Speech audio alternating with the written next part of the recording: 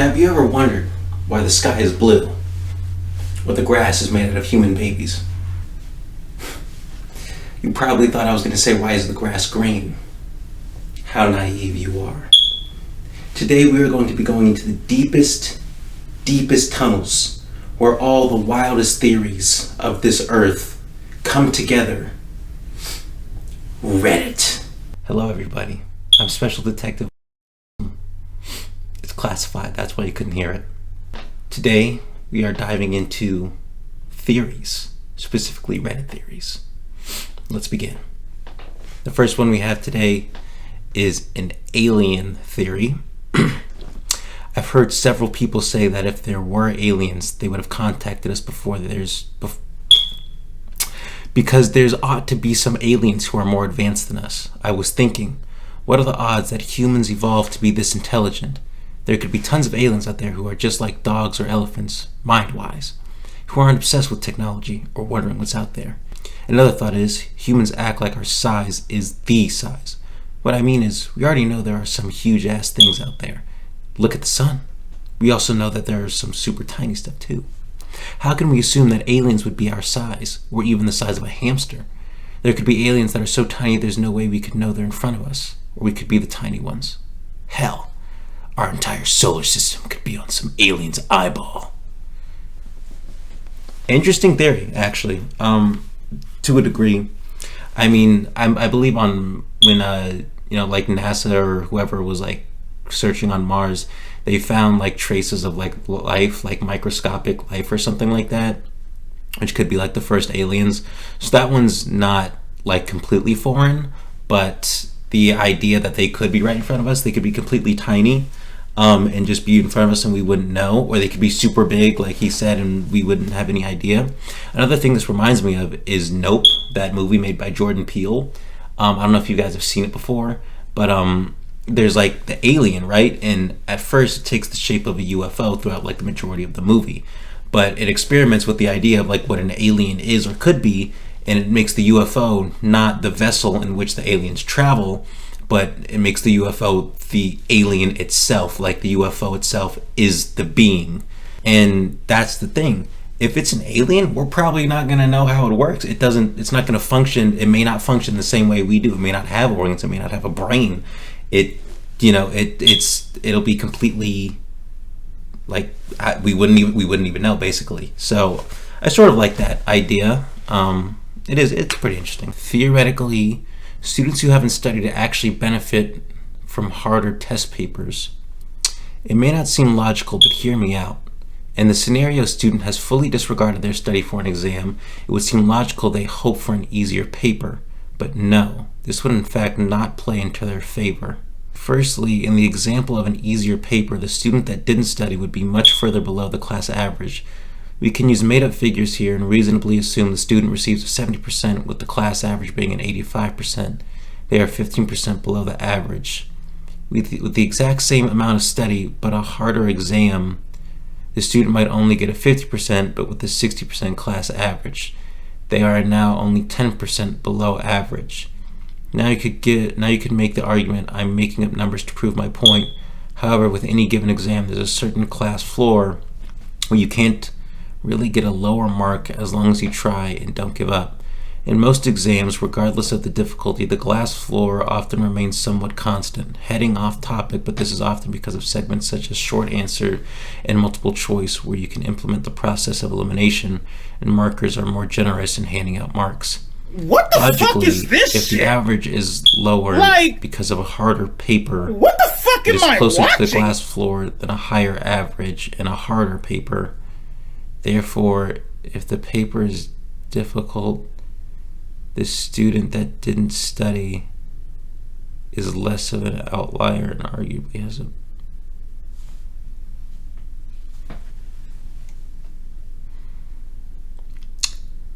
But either way, you're doing bad. In the figures he gave us, he said if it's harder, right here, if it's harder, student might only get a 50%, but with the 10%, with 60% class average, and now he's only down 10%. He's still down, and he still like failed. And then if it's easier. He gets to 70 while everybody else. Either way, the dude who did study does bad or does worse. And in one case, he just doesn't pass. The crisis of the scarcity of fulfilling novelty. I theorize one of the great challenges of our era will be the scarcity of major and accessible novelty in the world. The internet has given humanity a glimpse into just about every corner of anything we currently understand today. From the top of Mount Everest to a photo of an electron, from the kitchen of a housewife making pie, to the violent drug dealer shootout, the wonders of the world at our fingertips on demand. For a period of time, I believe this will cause many unforeseen issues in society with motivation, depression, and overall mental disorder. I'm not claiming, for example, that watching a video on a trip to Japan is one for one the same as being there, but seeing all of these vistas and experiences beforehand lessens the novelty and overall payoff of experiencing something unique. This is the burden of multiple generations now, creating novel experiences in a world where you can peer into nearly anything, anytime. I sort of understand what he's saying here. I think it's like if you can just access, he's like saying anything that you can just access like anywhere at any time sort of makes you like not like, I guess for example the one he uses, like just watching like people just go to like Japan, people are like, oh, that's, you know, enough, and I don't want to go there, you know, like I can just watch it and I feel like I get the same experience of just being there. And then maybe once you do go there after watching like all these like travel videos and stuff, you're like, you may have gotten like the wrong idea from like just seeing travel videos, and maybe you're expecting more, or maybe just wasn't what you were thinking it was going to be. Or again, maybe you just don't like go on trips or do certain things because one, you feel like, you know, you've already gotten the experience just by watching it, or two, maybe it wasn't what you thought it was over video, but then again, maybe if you do go there, it would have been like more fun, or maybe you would have gotten a better experience from it. So I do understand that. We might be able to see the Big Bang. The Big Bang happened maybe 13.8 billion years ago, and the observable universe is about 93 billion light years in diameter.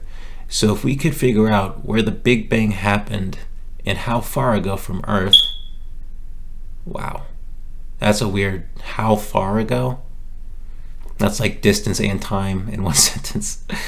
We could estimate a time to see it from Earth, but it might have already happened. This is if we consider the Big Bang an explosion that emits light. Oh, we got one response to this. It wasn't an explosion. The universe is expanding. I doubt that the light from the Big Bang will ever reach us. What he's saying is we could see from Earth 93 billion light years out. No, that's how far ago it was. That doesn't say how many light years away it was. But if it happened, yeah, 93 billion light years in diameter. So I think what he's saying is if we could try to find where it happened in those 93 billion light years of diameter that we can see, if it's even there. But if we're here, if Earth is here, then wouldn't that mean the light from the Big Bang would have already passed over us? Because if it's expanding, like Big Bang, again, this is a theory. The Big Bang is a theory, I'm pretty sure.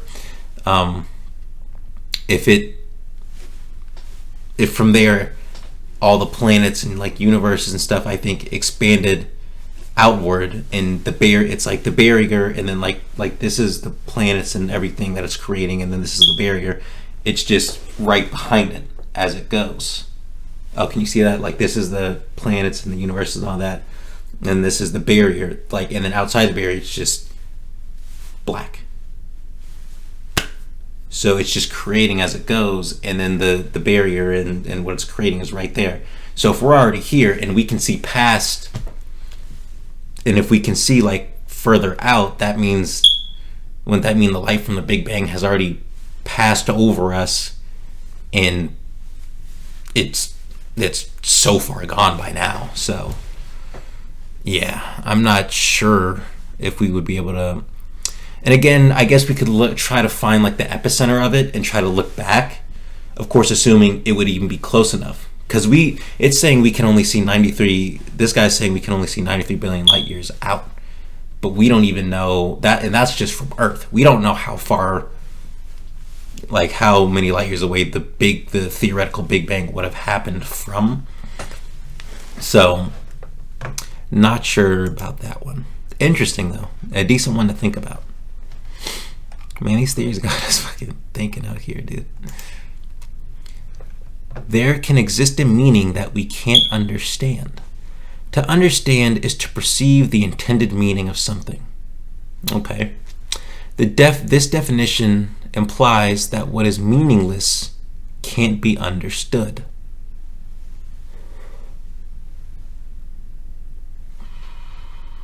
But okay, we'll finish it first. Since there is no meaning to know. However, that doesn't imply that what has a meaning can be understood, because there can exist something with meaning that can't be understood, because what can't be understood is not necessary to have no meaning. Okay, that one, hold on. It's just ununderstandable.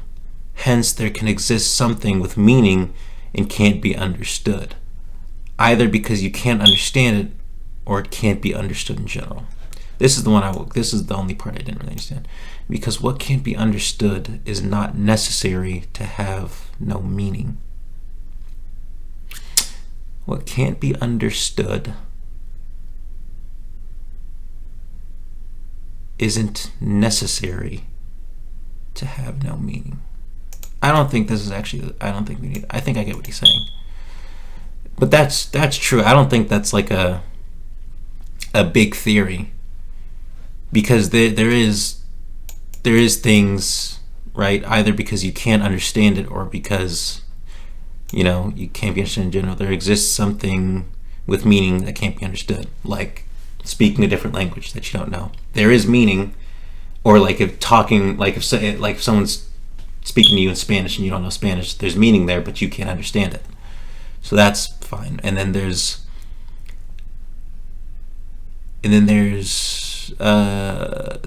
something can't be understood either because you can't understand it or it can't be understood in general. I feel like this, or it can't be understood in general, like nobody gets it. I feel like, again, that's also like a pretty common thing, like archaeologists who find like ancient texts that are kind of hard to understand, like they just speculate as best they can, but in general you really wouldn't be able to understand it unless you were there when it was made, or like in the era that it was made. Some stuff like that. I think he was going for something a little bit bigger. I get what he's saying though.